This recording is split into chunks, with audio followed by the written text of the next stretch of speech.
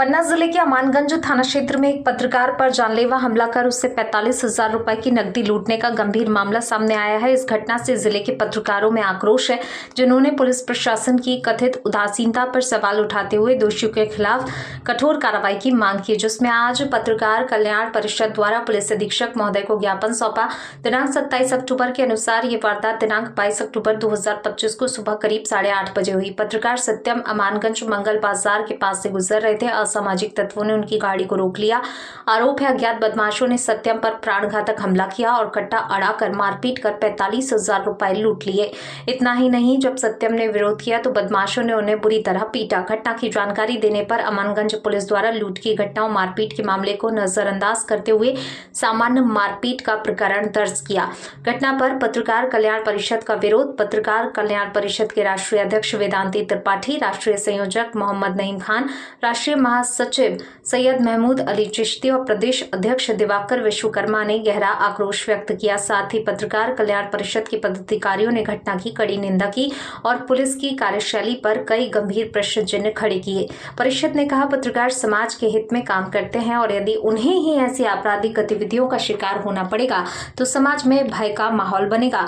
परिषद ने पुलिस अधीक्षक से मांग की है, आरोपियों के खिलाफ भारतीय दंड संहिता की धारा 307 हत्या का प्रयास लूट के तहत अपराध दर्ज कर तत्काल गिरफ्तारी की जाए। पत्रकार और उनके परिवार को सुरक्षा प्रदान की जाए। समाज में भय का वातावरण उत्पन्न करने वाले अपराधियों के खिलाफ सख्त और वैधानिक कार्रवाई की जाए। ज्ञापन में साफ तौर पर कहा गया है, यदि अपराधियों द्वारा किए गए आपराधिक कृत्यों को सामान्य मारपीट और लूट जैसी साधारण धाराओं के तहत दर्ज किया जाता है तो न्याय का गला घोटना होगा। पत्रकार कल्याण परिषद ने न्याय दिलाने हेतु तत्काल कार्रवाई की मांग की। इस घटना ने एक बार फिर मध्य प्रदेश में पत्रकारों की सुरक्षा और कानून व्यवस्था पर चिंता बढ़ा दी है। स्थानीय पत्रकार समुदाय पुलिस की ओर से तुरंत और प्रभावी कार्रवाई का इंतजार कर रहा है। क्या मामला है? अमानगंज के हमारे चंपत राय तिवारी जी बड़े वरिष्ठ पत्रकार हैं, उनके पुत्र के साथ मारपीट की घटना हुई और पुलिस जैसा कि अक्सर करती है, घटना कुछ है वो बता कुछ रहे हैं, रिपोर्ट कुछ दर्ज हो रही है। इस अन्याय के खिलाफ ही हम यहाँ आए थे। एसपी मैडम नहीं है, एडिशनल एसपी हैं। उन्होंने बड़ी सहजता से हमारी बात को स्वीकार किया है और कहा एसडीओपी से जांच कराकर जो वाजिब परिस्थितियां हैं उसके तहत मुकदमा कायम होगा और न्याय मिलेगा। अगर कारण इनका मुकदमा कायम नहीं होता है तो फिर आगे क्या कारण? मुकदमा तो होगा, जो हुआ है उसको तो पूरा करना पड़ेगा, नहीं तो पीछे हटने वाले हैं नहीं। हम तो लड़ाई लड़ेंगे, चाहे जहाँ तक जाना पड़े, जैसे न्याय मिले। किसी के साथ लूट होगी, किसी को मारेंगे, गुंडागर्दी होगी, भयाक्रांत करेंगे, ऐसी परिस्थितियों में हम कतई शांत नहीं रहेंगे। त्रिपाठी साहब, आईटी एक्ट के तहत उल्लंघन है, मारपीट करते हैं, सार्वजनिक पर वीडियो वायरल करते हैं, समाज में प्रतिष्ठा होती है, मान होता है, कितनी बड़ी क्षति हुई है सर चंपत राय तिवारी परिवार। ये असामाजिक तत्व हैं, ये गुंडे मवाली हैं, भयाक्रांत करके अपना वैभव कर रहे हैं। ये हमारे कानून की कहीं ना कहीं कमी है जी। हमारे जो कानून के लोग हैं उनका भय जब समाप्त हो जाता है तो इस तरीके की परिस्थितियां निर्मित होती हैं।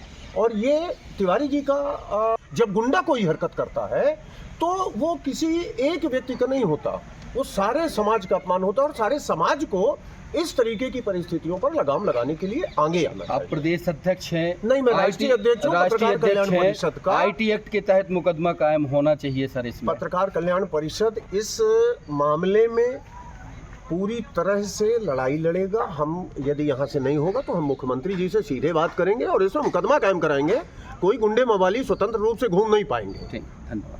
ये बिल्कुल, ये बहुत सम्मानित सदस्य हैं और हमारे संगठन के बड़े वरिष्ठ पदाधिकारी हैं, हम सबके सम्मानीय हैं।